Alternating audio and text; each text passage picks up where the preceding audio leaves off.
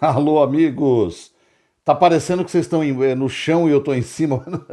Hoje eu tô num lugar um pouco diferente. Tô no meu quarto hoje. Eu falei, tem que fazer o vídeo, mas ao mesmo tempo eu não vou ter condição de montar a parafernália, deixar tudo certinho.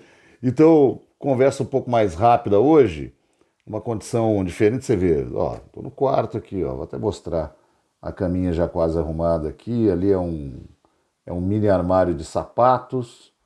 Ó, o Rogério Ceni está falando na televisão, ó lá. E é aqui hoje que a gente vai falar de São Paulo 2, Juventude 0, classificado na Copa do Brasil para as oitavas de final. Ufa! 3 milhões no bolso, São Paulo, um clube sem dinheiro que precisa dessas entradas aí no cofre de vez em quando para dar uma aliviada, né? Para de repente não precisar vender um jogador, né? Júlio Casares com Marquinhos, não é? Se precisar vender, não tem jeito. Mas assim, é importante a classificação por uma fase aguda da competição agora. Agora acaba aquela parte mais, digamos assim, entre aspas, tranquila. Digo entre aspas porque no caso do São Paulo não foi tão tranquila porque o Juventude é um time qualificado, né?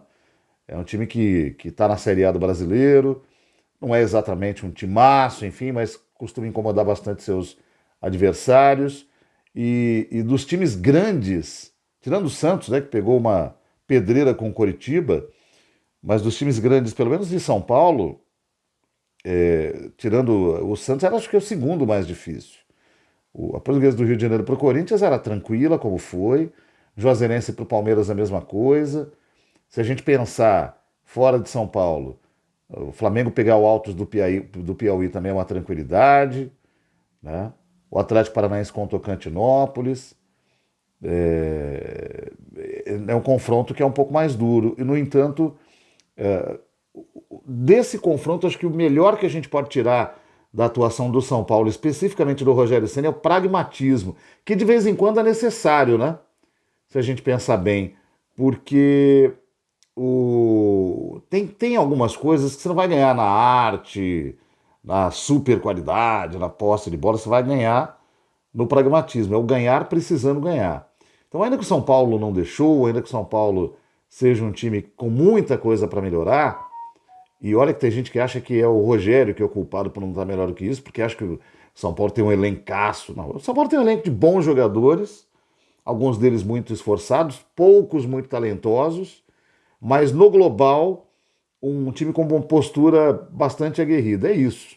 Ele não é melhor que o Atlético Mineiro, não é melhor que o Palmeiras, não é melhor que o Flamengo. No papel não é melhor nem mesmo que o Corinthians, né? E no entanto tem gente que diz, não, o Rogério tem um elenco bom, tinha que estar jogando muito melhor. Não. Pode estar jogando melhor porque você, à medida em que você treina mais, você qualifica a equipe, mas quem faz essa leitura e não reconhece que o trabalho do Rogério é de qualidade, está fazendo uma leitura errada das coisas. Também quando eu digo qualidade, eu estou falando no todo, não estou dizendo que jogo a jogo o São Paulo arrebenta. A gente tem visto muito do pragmatismo do trabalho do Rogério agora, começando a funcionar, começando com essa história de administrar alguns placares fora de casa, dentro do Campeonato Brasileiro. Né? O São Paulo não ganhou, mas parou de perder. São Paulo fez alguns bons jogos, como contra o Bragantino, fez jogos bem mais ou menos também, jogos muito ruins, como foi contra o Everton no Chile, um jogo de aplicação, mas de pouca inspiração contra o Fortaleza, e dentro do Campeonato Brasileiro está numa posição aceitável. E na Copa do Brasil, times do tamanho do São Paulo precisam chegar pelo menos até a oitavas de final. Daí para frente aí a coisa fica mais difícil, porque você vai encontrar com os competidores da Libertadores, é sorteio, então você pode pegar um Palmeiras da vida logo de cara e se tornar um duelo muito difícil. Você pode pegar um Atlético Mineiro, pode pegar um Flamengo da vida e as coisas ficarem muito mais difíceis. Né? Por outro lado, avançar é mais dinheiro no bolso do clube, que precisa, e é a chance de um título que o São Paulo ainda não ganhou e que teria muito mais peso do que o Campeonato Paulista do ano passado, por exemplo. Insisto nessa tese.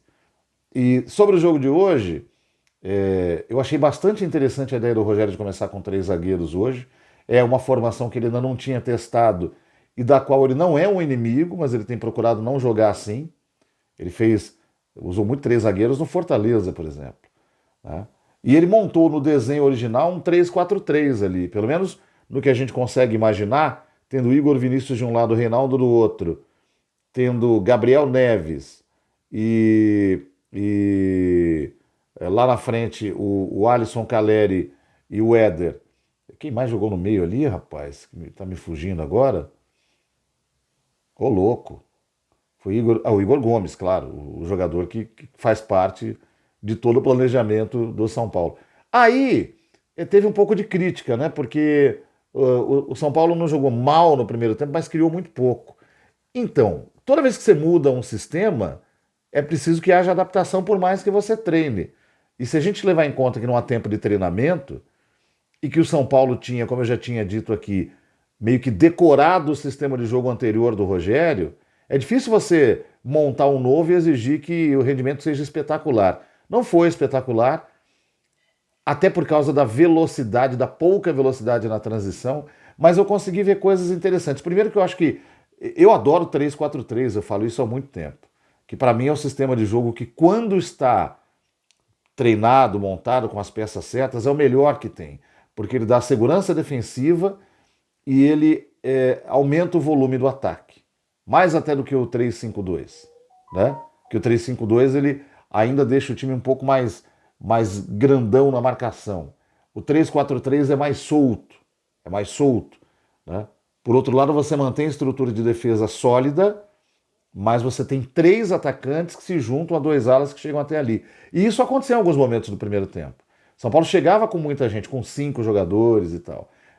O problema era que para fazer essa chegada estava com uma velocidade muito lenta, e aí você dava tempo do Juventude se armar na defesa, e a conclusão estava problemática. O gol saiu numa bola parada, mais uma vez no escanteio. O Arboleda de novo foi lá, o arbogou o zagueiro artilheiro e deixou o dele. No segundo tempo, quando o São Paulo mudou, quando o Rogério mudou o time e voltou para um 4-1-3-2, até por estar mais acostumado, o time ficou mais à vontade. Mas é interessante, eu acho que o rendimento de produção até caiu um pouco, né? E o São Paulo ficou naquele jogo mais de explorar alguns momentos possíveis de contra-ataque. Num desses, o Igor Vinícius teve, enfim, coragem e, enfim, tomou uma decisão certa, fez o segundo gol, e aí foi só administrar o placar e ir para a próxima fase. Depois de 7 partidas fora de casa, agora o São Paulo ficará pelo menos 2 semanas em São Paulo, vai jogar fora contra o Corinthians no domingo da outra semana, mas joga contra o Cuiabá no Morumbi no domingo, joga contra o Jorge Wilstermann no meio da semana no Morumbi também, pela Sul-Americana, aí enfrenta o Corinthians em Itaquera, tem mais um jogo na capital paulista contra o Ayacucho e aí fecha a sua participação 5 partidas em casa. 5 partidas em São Paulo, uma delas fora de casa, o que permite que diminua-se o desgaste das viagens, encontre-se ali pelo menos um período a mais para treinar, para ajustar as coisas. No papel, é uma possibilidade boa que pode ajudar o time a melhorar o seu rendimento. A gente sempre fala no papel, porque às vezes o time treina e desaprende. Não é o caso desse time, na minha visão. E aí, boas chances de melhorar na tabela do Brasileiro, sacramentar a vaga da Sul-Americana, que já está garantida, e aí ficar só esperando o sorteio da próxima fase da Copa do Brasil. Bora, gente. Boa noite para todo mundo, ou bom dia, ou boa madrugada, ou enfim, boa tarde, a hora que você vê esse vídeo. E a gente se fala na próxima. Até lá.